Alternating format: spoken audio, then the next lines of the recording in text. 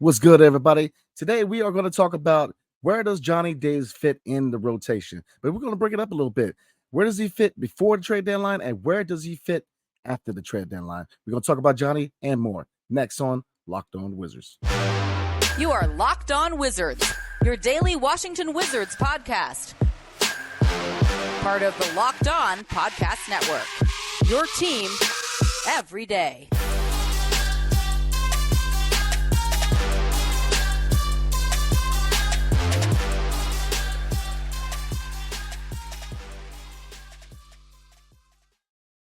What's up, everybody? It's your boy Brandon Scott again with my guy, the real Ed Oliver. Thank you for making Locked On Wizards your first listen every single day. We are free and available wherever you get your podcasts and on YouTube. Part of the Locked On Podcast Network, your team every single day. And today's episode is brought to you by Jase Medical.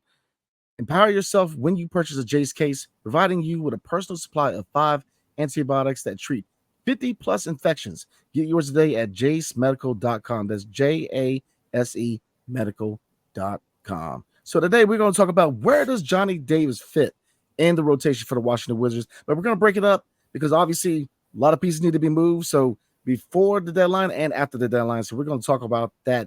And we're going to talk about a quote that Johnny made about where he feels he should be placed in the rotation for the Washington Wizards. So starting with before the deadline, looking at where Johnny Davis fits into the rotation, I'm going to look at the depth chart real quick. And obviously there's a couple of variables here, right? Obviously Tyus Jones before the deadline is going to start at point guard, Jordan Poole at 2, but small forward seems to be kind of the 50-50 here, right? Some people say Corey Kispert should start there. Some people say Denny Avia because of the defense. Now, if Corey Kispert starts, you're looking at Bilal Coulibaly being back up behind Corey Kispert. Denny will be back up behind Kuzma, and Shamet will be backing up Jordan Poole with Johnny Davis trying to get minutes from Landry Shamet. Now, looking at Denny Avia starts at the wing, then you're looking at a whole different lineup. You're looking at Corey Kispert will start at the 2, then kind of contending with minutes with Shamet, Bilal Coulibaly at the 3. So looking at the depth chart, because I know we both rocking with the ESPN one, where does Johnny fit in the rotation before the deadline? Do you see any potential for minutes, or is it kind of wait and see and wait till they make a move at the deadline? Mm-hmm. No, that's a good question. This is a good question by Greg Finberg on Twitter. He was on the show last week. We know him famously got into it with Monte Morris on Twitter as well. He started a podcast that just came out, but it's a good question. I mean, right now, like you brought up the depth chart, if Corey starts at the 3, you got Jordan Poole at the 2, Tyus Jones at the 1, Kuz at the 4, Gafford at the 5, and then Landry Shamet is listed right behind Jordan Poole, and third-string shooting guard is Johnny Davis. Bilal would be your backup small forward behind Corey Kispert. And even if Denny does start at small forward, Bilal would be his backup, and then now Corey would be the backup to Jordan Poole, and then Landry Shamet would be third-string shooting guard, and then Johnny Davis would be fourth-string shooting guard. So where does he fit in the rotation? It's tough. I thought he had a solid summer league, but still struggled shooting the ball. Had a couple games where he shot like 15 shots to get 15 points or 20 shots just to get 20. His best game was the last game in the summer league, but he defended really well. I think he has potential as a defender, but of course there's questions about him. His athleticism, of course in the Big Ten, he was faster, stronger than other guys, but when you get to the NBA, it's just a different game. Struggled in summer league last year, struggled in some games. Then he played better towards the end of the year. Of course, there was a lot of guys sat out because, Brad sat out, Porzingis sat out, Kuzma sat out, and then Johnny played better because he got more time, more playing time, and more shots, opportunities. But to answer the question, where does he fit?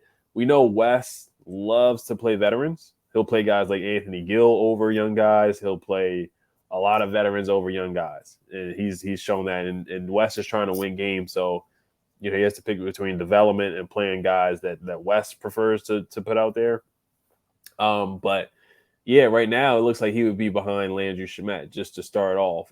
My decision, if it was up to me, I would try to give Johnny, some of the young guys, as much playing time as you can. But of course, there's that thing where you got to trade guys, you got to get up their value, you got to get Shamet's value up. Tyus Jones is going to play anyway, regardless of Johnny's minutes. Same thing with DeLon Wright. You got to get his value up because I think DeLon is a guy that's going to be traded and move. Landry's going to be a guy that you're going to try to trade and move. Same thing with Tyus. So it looks like Landry Shamet is going to get some playing time as shooting guard. And then if Corey comes off the bench, he's going to get a lot of Corey's getting a lot of time regardless. But I think to not have a super long answer, I think Johnny right now before the trade deadline is looking at 10 to 15 minutes. And if he can really defend and get stops and he's knocking down open shots, he's getting to the rim, finishing, knocking down a mid-range shot, being efficient out there, just playing hard, playing with his hair on fire, playing with confidence, because that's a big thing for him is confidence, then I can see him getting around 20 to 25 minutes. But if he is out there struggling like he did as a rookie, struggling to get by guys, doesn't have a counter move, can't really get to the basket, can't get to the rim, settling for mid-range shots, tough contested shots, then you're looking at about 10 minutes a night. Yeah, I'm with you. Regardless who starts at small forward, I don't see a lot of minutes, if any minutes at all, for Johnny Davis before the deadline because, I mean, if they run a 10-man rotation, maybe. But, I mean, if you look at look at the bench. Like you said, DeLon's going to be a point. You got Shemet, which they're going to try to get the boost his value up because they're going to move him. Small forward, you're rocking with Bilal, depending on the matchup, but don't forget Gallinari. Gallinari has a willingness to play in DC. He doesn't want to be a buyout. They're going to try to get his value up. So I just don't see where the minutes are. Same thing with Muscala. Muscala is definitely another name that is going to be put into trade talks at, is a salary filler in a deal. So, I think that before the deadline, their priority is to try to get the value up in a lot of these expiring contracts. So I don't see a lot of wiggle room for Johnny Davis. I just don't. You would hope to get minutes for a young guy because really it's pivotal for Johnny Davis. Number one, he wasn't drafted by this administration. All the chips are in for Bilal Coulibaly. So, last year he struggled at the gate. He went to the Capital City Go-Go, kind of found his rhythm a little bit, but still, he's not blowing bats to anybody. His shot creation is still a little bit questionable. He's a scorer, but they're trying to make him a point guard. It's just he's still trying to find his place of who he is as a player. So year 2, this is pivotal for him. So I don't see a lot of minutes before the deadline. I think they're going to definitely try to get the value up in a lot of expiring contracts. Shemet is one. I mean, Tyus Jones, I think down the road, Jordan Poole's definitely got a point guard, but before the deadline or at the deadline, do you necessarily need to move Tyus? Maybe, you definitely want to get his value up and see what his value is in the open market. But as far as Johnny, man, I just don't see it. I just don't see it. Shemet's going to take a lot of minutes at the 2 guard and second unit. And like I said, if they go to a 9-10-man rotation, even then he don't fit. Where are you going to find minutes? Because at center, you got Muscala. Power 4, you got Gallinari. Bilal's going to get his minutes. So, yeah, I don't see where he gets his minutes. So it's going to be interesting to see going forward what they try to do as far as getting minutes for him. Because, again, it's pivotal for him to get playing time because he's got to take that step year 2. Year 3, then he's not even looking at to be part of the equation year 3 if he has no playing time. So yeah, I'm thinking that they're going to definitely, it's going to be scarce to 5 minutes for him. So we're going to slide into after the deadline. Moves have been made and where does he fit then? But before we do, tonight's episode is brought to you by Jase Medical. Everyone should be empowered to care for themselves and their loved ones during the unexpected. That's why Jase Medical offers the Jase case. The Jase case provides 5 life-saving antibiotics for emergency use and gives you the peace of mind so that you're not just hoping that you have access to medication in the emergency room. Jase Medical makes sure that you have medication in hand.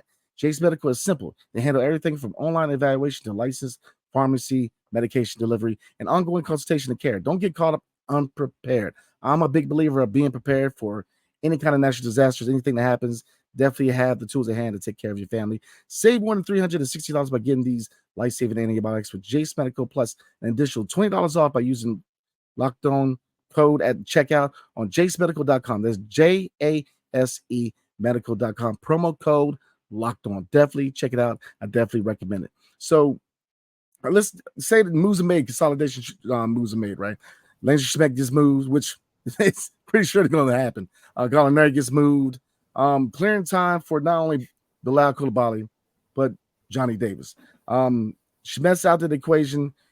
How many minutes do you think they're going to give Johnny at the gate in the second half? Do you think it's more 20 to 25, or is it still kind of baby steps as far as his playing time? Yeah, that's a good question. I will say that to be optimistic about Johnny is that Wisconsin, his freshman year wasn't great. His sophomore year, he really blossomed and he improved. Could he do something like that in the NBA? Is possible, but Playing time is still going to be tough after the trade deadline as well, because Jordan Poole is going to be your 2 guard. Now, if they do trade Tyus, then they can try a rotation where Jordan Poole is your point guard, Corey is your 2, Denny's the 3, Kuzma's the 4, Gaffer's the 5. And then Bilal will get more playing. It would trading Tyus, DeLon, and also Shamet certainly would give more opportunities for these guys. It depends on who you bring in as well. It doesn't matter who you bring in. I like the point that you brought up. They didn't draft Johnny as well, so they're not really attached to him. Where you're not going to get comments from Tommy from Will Dawkins. Sorry to say Tommy, but you're not going to get comments like you got from Tommy Shepard, where they're going to say that they traded somebody to get so and so minutes, like they said, like when he was saying they traded Rudy to get Denny minutes. But it could be the case that you're trading these guys so you could get more minutes for Johnny Davis if they really want to see what they have in him before a contract year comes up. That's possible. They just want to see what they got, want to evaluate. Is Johnny a guy that is a part of their future and that they want to evaluate and move forward with? Et cetera. So I could see if they trade Shamet, if they trade DeLon, which I think they should. I love DeLon, but he's in a contract year. They got to move him and get some assets. Same thing with Shamet. Same thing with Tyus Jones. Jordan Poole you keep. I would try him at the point guard position after the trade deadline just to see what you got in him at the point guard position. Corey at the 2, then Denny at the 3, Kuzma at the 4, Gafford at the 5, and then Johnny would be your backup right behind Corey Kispert. So that would give him more of an opportunity. Then you let other guys come in like Pat Baldwin, Ryan Rollins. You just really evaluate what you got in the young guys at that point. It should be nothing but trying to develop and see what you got, depending on what their record is. And of course, the odds are that they will be out of the play-in at that point by the trade deadline in February. So it's an evaluation time and see what you got in Johnny Davis. And you just got to see what you got in the young man. So you got to let him have playing time and let him make mistakes. The times that he did play well at the end of the year was when he got to play 30-plus minutes and he got to make mistakes. When he was out there playing behind Brad, barely got to play, and he made mistakes with the go-go too, where he struggled with the go-go as well. But for him to get better, he just has to play and get his confidence up. So I think after the trade deadline, he would be the first man off the bench right behind Corey Kispert. Then you have Bilal and guys like that. And yeah. It would go from 10 minutes, from 5 to 8 to 10 minutes, where he's on a short leash. If he makes some mistakes, puts his head down, he's missing wide open threes, not getting past guys, struggling defensively. West is going to yank him out. But this time you have a longer leash. If you make a mistake, just let the young man play. So you probably get about 15 to 20 minutes. Yeah, I'm with you on that. I'm gonna say this, man. To kind of go back to before the deadline. To me, what I would do is I'm evaluating and trying to get the value up on a lot of these expiring contracts. Now, if a young player like Johnny Davis doesn't get minutes, I know it's not like the best case scenario that you want, but right now you're trying to get rid of some, if not all of these expiring deals, to get some draft capital, maybe get some young talent back. So I mean, Shamet, Gallinari, DeLon, to me, out of everybody who's an expiring deal, DeLon's on the bottom of the pecking order. I'm not too quick to get rid of DeLon because I think that Tyus, because he's coming into a starting situation, is going to have more value at point guard position. So I'm definitely going to try to move Tyus, especially if he comes in and he's rocking it as far as starting point guard. A contending team wants another guard, make that push. Gallinari, so to me, I'm playing all the guys who are expiring deals. I'm trying to get as much boosting their value as much as I can. But after the deadline, absolutely. Not only am I playing young guys, man, I'm trying to be as bad as I can be. You know what I mean? Point guard, I'm putting Rollins out there. So that's why I kind of see what you're saying with DeLon Wright. You want this team to be as garbage as they can. So Rollins, I'm putting them out there back at point guard. So like you said, there's a lot of variables in this because I do think that Jordan Poole is a long-term answer at point guard. I think that's where they're going to put him eventually. So whether or not they move Tyus, eventually he's going to be the guy. But as far as Johnny Davis and where he fits, Shamet is a must move. He can get minutes to Shamet, but the thing is, this is pivotal, man. If they give him 2025, even off the second unit, he's got to capitalize. Because even last year, he looked better coming back from the go-go, but he still didn't look like he was a guy who, you know what I mean? Like, he didn't wow you. Like, he looked good. You see glimpses, but the fact that he can't really get past anybody, the fact that, he's got to rely more on finesse and footwork to score, it's just, he's got to take that step, man, because like I said, he wasn't drafted by this administration. He's Tommy's guy. Tommy's last guy, that is. There's really no leeway for them to give him a chance. And he just showed, I think the sample size may be small, but it's enough to say that he needs work, man. He needs work. And then in the rebuild, Johnny's got to capitalize. So after the deadline, he's definitely going to get minutes, man. But we'll see. The ball's in his court, man. And you can say that about a couple people on this team. But Johnny, he's got to take that step. He really does. So, yeah, we're going to go ahead. And Johnny actually made a quote about his fit in the Wizards rotation. We're going to talk about that next. But before we do, tonight's episode is brought to you by FanDuel. Get ready for the NFL season with incredible offers from FanDuel, America's #1 sportsbook. Right now, new customers can bet $5 and get $200 of bonus bets guaranteed. Ooh. Plus, all customers who bet $5 will get $100 off NFL Sunday ticket from YouTube and YouTube TV. Now is the best time to join FanDuel. The app is easy to use, and you can bet on everything from spreads to player props to parlays and more. So visit FanDuel.com/LockedOn and kick off the NFL season with an offer you won't want to miss. FanDuel, the official partner of the NFL. And thank you for making Locked On Wizards your first listen every day. Every day is tomorrow on the show. We are going to talk about, we're going to do some mailbag episodes, so definitely check it out. But we're going to talk about a potential James Harden deal. I know we would have heard about it all off season long, but should the Wizards be a third team in that deal? And that can kind of help us with that consolidation trade. I'm just saying. So we're definitely going to talk about that in more next episode. So get into it before we roll tonight, man. Johnny Davis did have a quote about how he felt where he should be in his rotation. And quote says, "I want to be a key player on the roster this year. Show up when my name is called and make big plays at big moments." This is what he said. So looking at that quote, and we looked at all the variables about where his fit is.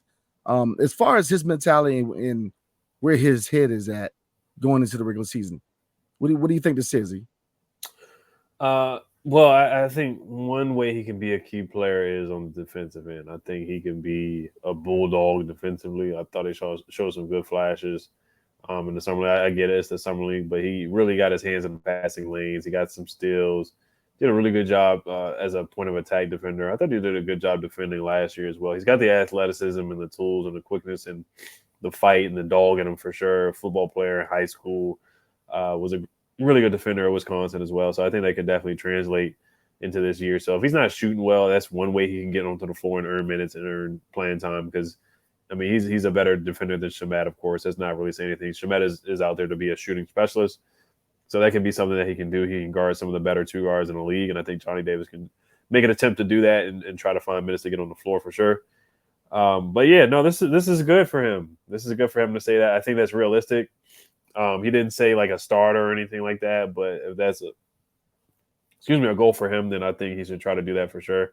One stat that I did find for Johnny last year, among all top 10 picks who logged 400 plus minutes in their first season, he had the 11th lowest player efficiency rating and second worst box plus minus. So it's just a number to show that he has a lot to work on. But he had that really nice up and under layup that he did. He showed some flashes, getting to the basket and more confidence, and it looked like he was getting used to the speed of the game. So the game was a little too fast for him this year, but I think for him to be a key player, I think he's going to have to start on the defensive end. I think that's going to be his calling card.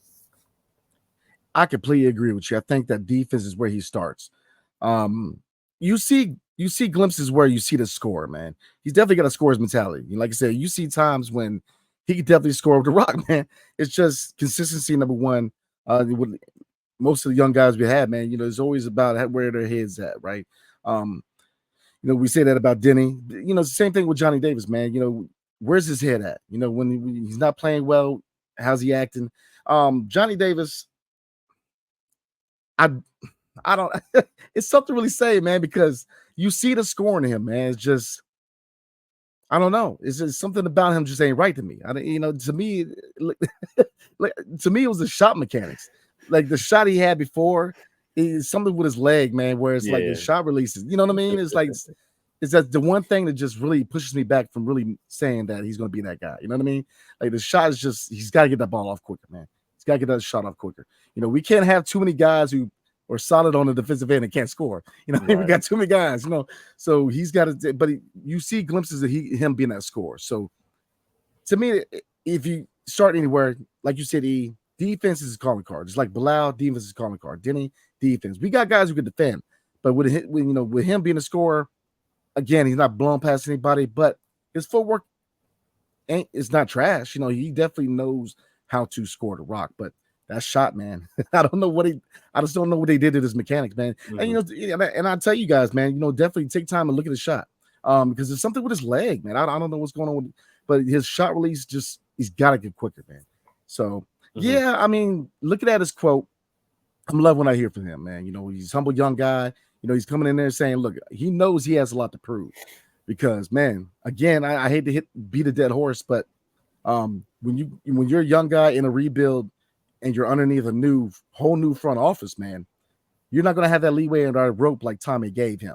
Tommy, to his defense, gave him a lot of leeway. So, gave him a lot of time. Said, look, he's dealing with it. Send him to Capital City. Go. Gave him time to work on his game. But whole new front office evaluating. This is the year where he needs to take that step because, look, they don't have that loyalty. They don't. And you have other guys in his as far as player wise in his organization who's just looking for time to play. You know what I'm saying? Like we haven't even touched base on Patrick Baldwin Jr. We talked a little bit about Ryan Rollins. I mean, there's guys who are young and hungry who are trying to take that step to get playing time, especially after the deadline. So no, I'm a big Johnny Davis fan, man. Outside of his commercials, just acting in his thing. Acting in his thing, but as far as a player, I wish him well, man. I like him coming out of Wisconsin. I like the glimpses I see. And I really want him to be that guy. I really do. I want him to succeed in DC. But just like a lot of guys in his roster, the ball is in his court. Yeah, and he can't hesitate. He's got to let it fly. He's got to shoot. He hesitated and thought way too much out there on the court, and you can see it even in last year. Some he had wide open shots that he would pass up. The end of the season, whatever shot he saw, he didn't pass it up at all. That's why I like him being aggressive. The Rockets game we went to, he shot 3 for 15 from the 3-point line, which is awful, but at least he didn't hesitate. And confidence is huge. And even in commercials, you can tell he's kind of a reserved, chill kind of guy. We need him to show that emotion and kind of, get that out of him for sure. So I'm rooting for the guy. I really am. Yeah, same here, man. I think that, I think he will take that step, man, because he's got that scorer's mentality, man. He definitely knows how to score. It's just like you said, acclimating to the speed of the NBA. So we're going to go ahead and call it there. Definitely appreciate everybody, man. Gearing up for the regular season, man. Look, it's getting here faster than you think. Definitely like, subscribe, hit that notification button to let you know when these dope videos are put out, man. Anywhere you get your podcast, 5-star review is much appreciated. So definitely hail to the Wizards and peace. See you guys later.